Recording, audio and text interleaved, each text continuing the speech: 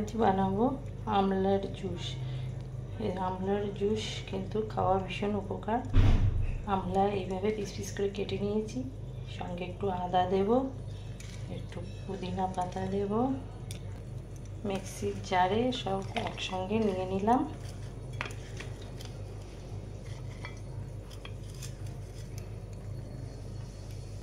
দেব একটু বিট নুন।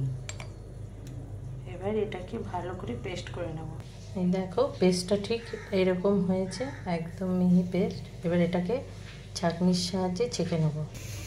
দেখো এটাকে ছাঁকনির সাহায্যে জুসটা বের করে নিচ্ছি। এই দেখো এতটা জুস হয়েছে। আর এই যে এই ছিপড়াগুলো এই রেডি। এটা খাওয়া কিন্তু ভীষণ উপকার। রোজ যদি কেউ এরকমভাবে খেতে পারে তার শরীরের পক্ষে অনেক ভালো এবং 90% রোগ মুক্ত থাকে। যদি আমার এটা ভালো লেগে থাকে অবশ্যই লাইক কমেন্ট শেয়ার করো, পাশে থেকো। টাটা।